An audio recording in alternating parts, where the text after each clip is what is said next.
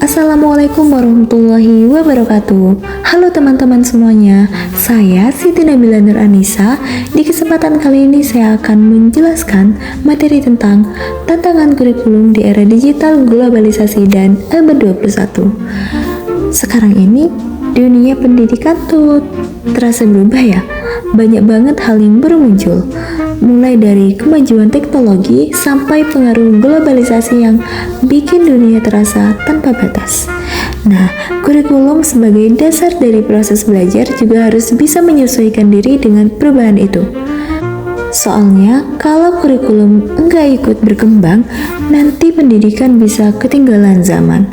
Makanya, penting banget buat kita memahami apa aja sih tantangan kurikulum di era digital dan globalisasi ini, supaya bisa terus sesuai dan mampu mencetak generasi yang kreatif, berpikir kritis, dan siap menghadapi masa depan. Oke, untuk materi yang pertama ada tantangan kurikulum dalam menghadapi perkembangan teknologi digital di dunia pendidikan. Kalau kita ngomongin era digital, pasti nggak jauh-jauh dari teknologi kan? Nah, di dunia pendidikan, teknologi ini memang bawa banyak manfaat, tapi juga membawa tantangan. Nah, tantangan yang pertama ada kesenjangan akses terhadap teknologi. Jadi, nggak semua siswa punya fasilitas seperti laptop atau jaringan internet yang stabil. Untuk yang kedua, rendahnya kompetensi digital guru dan siswa. Jadi, banyak guru yang belum terbiasa pakai teknologi dalam pembelajaran. Apalagi guru yang sudah senior atau yang udah sepuh tuh. Biasanya mereka agak kesulitan beradaptasi dengan sistem digital yang serba cepat seperti sekarang. Lalu yang ketiga, kurangnya integrasi teknologi dalam pembelajaran. Jadi masih sebatas alat bantu aja gitu. Dan yang terakhir ada resiko distraksi digital dan penyalahgunaan teknologi oleh siswa. Kayak siswa yang malah fokus main game atau buka media sosial pas belajar. Makanya kurikulum di era sekarang harus bisa bantu guru dan siswa memanfaatkan teknologi dengan cara yang efektif dan produktif.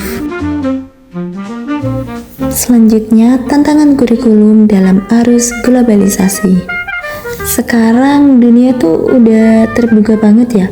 Informasi, budaya, bahkan gaya hidup dari luar negeri gampang banget masuk ke kita lewat internet atau media sosial. Nah, tantangan yang pertama ada pengaruh budaya asing dan krisis moral. Jadi, anak muda sekarang banyak yang lebih suka ngikutin budaya luar kan, mulai dari cara berpakaian, gaya bicara, sampai pola pikir. Contohnya, kadang ada yang lebih bangga pakai bahasa Inggris terus, tapi malah lupa sama bahasa Indonesia yang baik dan benar. Nah, kalau gak diimbangin dengan pendidikan karakter, hal-hal kayak gini tuh bisa bikin nilai moral dan budaya kita terkikis.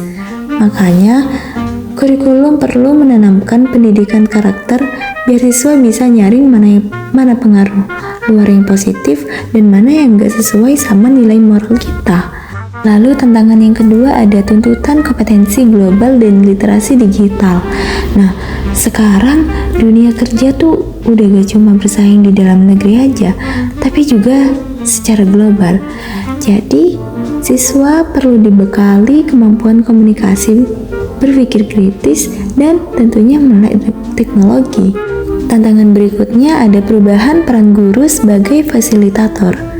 Kalau dulu guru jadi sumber utama pengetahuan, sekarang siswa bisa dapat informasi dari mana aja, misalnya dari YouTube, e-book, atau media digital lainnya.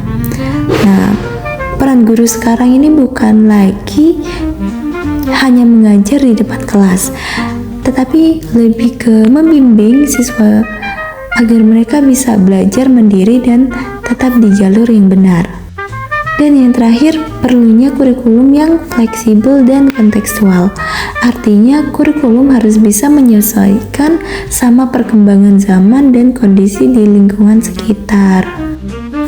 Next, peran kurikulum dalam mengakomodasi keterampilan abad 21. Keterampilan abad 21 itu mencakup kemampuan berpikir kritis, kreatif, komunikasi, dan kolaborasi, atau yang sering disebut 4C, critical thinking, creativity, communication, dan collaboration. Nah, kurikulum sekarang harus bisa menyesuaikan supaya proses belajar tidak cuma fokus ke teori, akan tetapi juga bisa mendorong siswa untuk jadi pribadi yang aktif, mandiri, dan inovatif. Nah, penerapan keterampilan abad 21 di sekolah bisa dilakukan lewat beberapa cara. Yang pertama, pembelajaran berbasis proyek dan kolaborasi. Misalnya, siswa diberi tugas bikin karya kelompok tentang solusi masalah lingkungan di sekitar sekolah. Nah, dari situ mereka belajar kerjasama, komunikasi, dan tanggung jawab. Yang kedua, mengintegrasikan literasi digital dan teknologi. Jadi, siswa dan guru sama-sama menggunakan teknologi dalam pembelajaran. Misalnya pakai internet buat riset atau pakai aplikasi presentasi biar belajar jadi lebih menarik gitu. Untuk yang ketiga, penggunaan asesmen autentik. Kalau dulu penilaian cuma lewat ujian tulis, nah untuk sekarang ini bisa lewat portofolio, proyek, atau refleksi. Dan yang terakhir, ada pengembangan profesional guru secara berkelanjutan. Nah, guru juga harus terus belajar dan menyesuaikan diri dengan perkembangan zaman. Jadi intinya itu kurikulum abad 21 bukan cuma soal isi pelajaran, tapi juga tentang gimana cara belajarnya yang membuat siswa lebih siap menghadapi dunia nyata. Untuk yang terakhir, ada strategi menjaga relevansi kurikulum di tengah perubahan zaman. Kita tahu kan, zaman terus berubah, apalagi di era digital sekarang. Nah, supaya kurikulum gak ketinggalan, ada beberapa strategi yang bisa dilakukan nih. Untuk yang pertama, ada pemahaman konsep growth mindset. Jadi, guru dan siswa harus punya pola pikir yang terbuka, bahwa kemampuan itu bisa terus berkembang lewat usaha dan pengalaman. Dengan growth mindset, pembelajaran jadi lebih dinamis dan gak mudah menyerah menghadapi tantangan yang baru. Yang kedua, pembelajaran mandiri. Kurikulum perlu memberi ruang bagi siswa untuk belajar sesuai minat dan kemampuan masing-masing. Jadi, siswa lebih bisa aktif dan bertanggung jawab terhadap proses belajarnya sendiri. Yang ketiga, pendekatan interdisipliner.